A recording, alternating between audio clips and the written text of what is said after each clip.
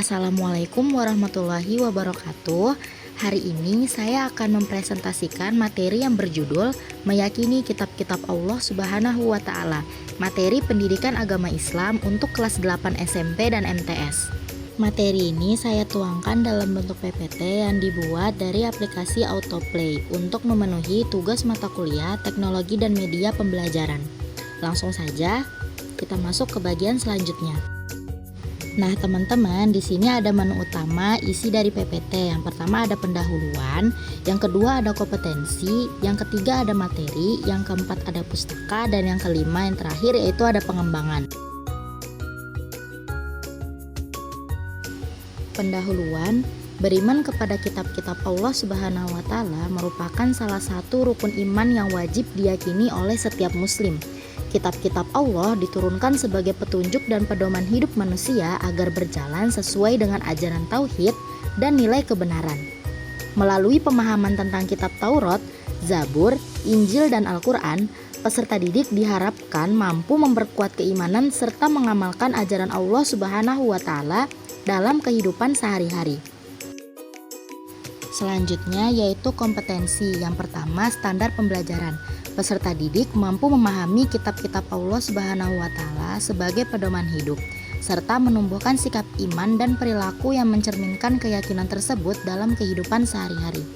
Yang kedua yaitu kompetensi dasar. 1. Memahami pengertian iman kepada kitab-kitab Allah Subhanahu wa Ta'ala. 2. Mengidentifikasi nama-nama dan isi pokok kitab-kitab Allah Subhanahu wa Ta'ala. 3. Menunjukkan perilaku yang mencerminkan keimanan kepada kitab-kitab Allah, khususnya Al-Quran. Selanjutnya kita masuk pada materi iman kepada kitab Allah. Iman secara bahasa berarti pengakuan al-iqrar, sedangkan secara istilah iman berarti membenarkan dengan hati, mengikrarkan dengan lisan, dan membuktikan dengan perbuatan. Seseorang dikatakan beriman apabila hatinya menerima dan meyakini keberadaan Allah Subhanahu wa Ta'ala, mengikrarkannya dengan membaca 2 kalimat syahadat dan mengamalkannya dalam kehidupan sehari-hari.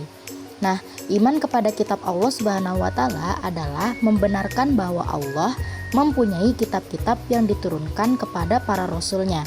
Kitab-kitab itu merupakan kalam Allah yang berfungsi sebagai cahaya dan petunjuk bagi umat manusia. Semua kandungannya merupakan kebenaran yang wajib diikuti dan dilaksanakan. Kitab yang pertama yaitu kitab Taurat. Kitab Taurat adalah kitab yang diturunkan oleh Allah kepada Nabi Musa alaihissalam. Allah berfirman di dalam Al-Quran surah Al-Maidah bahwa kitab Taurat merupakan petunjuk bagi Nabi Musa dan nabi-nabi dari Bani Israel sesudahnya, sampai kepada Nabi Isa alaihissalam. Kitab Taurat hanya digunakan untuk memutuskan perkara orang-orang dari Bani Israel saja, karena kitab ini memang hanya diturunkan bagi mereka. Sepeninggal para nabi dan dari Bani Israel, kitab Taurat digunakan oleh tokoh-tokoh dan pendeta Yahudi sebagai undang-undang untuk memutuskan berbagai perkara orang-orang Yahudi. Yang kedua, kitab Zabur. Kitab Zabur adalah kitab yang diturunkan oleh Allah Subhanahu wa Ta'ala kepada Nabi Daud alaihissalam. Menurut Imam Qurtubi, sebagaimana dikutip dalam tafsir Quran Kemenak, kitab Zabur tidak berisi hukum-hukum perkara seperti Taurat.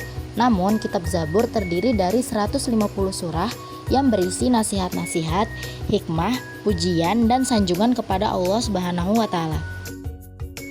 Yang ketiga, kitab Injil. Kitab Injil adalah kitab yang diturunkan oleh Allah kepada Nabi Isa alaihissalam. Menurut Quran surah Al-Maidah, Allah menurunkan Injil kepada Nabi Isa untuk menyempurnakan isi Taurat yang mengandung nilai-nilai yang dapat menyelamatkan umatnya dari kesesatan dalam akidah dan amal perbuatan, seperti tauhid, yakni memberantas syirik dan berhala yang menjadi sumber khurafat dan kebatilan. Kitab Injil juga berisi petunjuk dan pengajaran baru. Salah satunya adalah ajaran yang memberitahukan bahwa akan muncul seorang nabi yang mempunyai sifat-sifat mulia. Syariatnya lebih sempurna dan bersifat universal atau menyeluruh, tidak terbatas oleh waktu dan tempat. Dia adalah nabi penutup dan rasul terakhir yaitu Nabi Muhammad SAW. Yang terakhir yaitu Al-Quran. Kitab Al-Quran merupakan wahyu Allah yang diturunkan kepada Nabi Muhammad SAW. Al-Quran merupakan wahyu Allah yang terakhir, membawa kebenaran, mencakup isi dan membenarkan kitab sebelumnya, yakni Taurat, Zabur, dan Injil. Meskipun demikian, Al-Quran memiliki syariat tersendiri yang berbeda dengan kitab-kitab sebelumnya. Syariat yang terdapat di dalam Al-Quran berfungsi menggantikan syariat yang terdapat dalam kitab-kitab sebelumnya. Namun, walaupun masing-masing kitab Allah memiliki syariat yang berbeda, tetapi dasar dan landasan dasarnya sama, yaitu ajaran tentang tauhid atau mengesahkan Allah Subhanahu wa Ta'ala.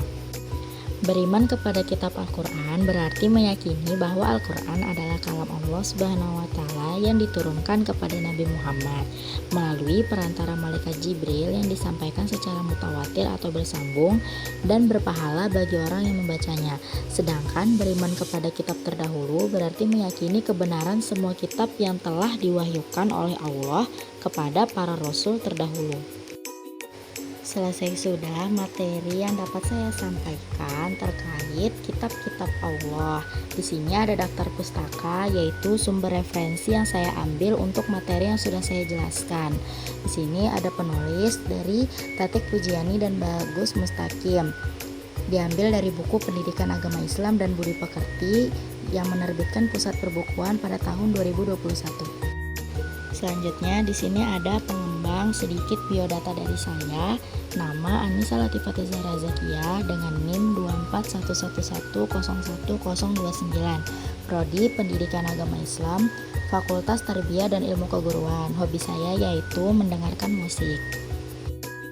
Baiklah, selesai sudah materi yang dapat saya sampaikan. Kurang lebihnya saya mohon maaf. Wassalamualaikum warahmatullahi wabarakatuh.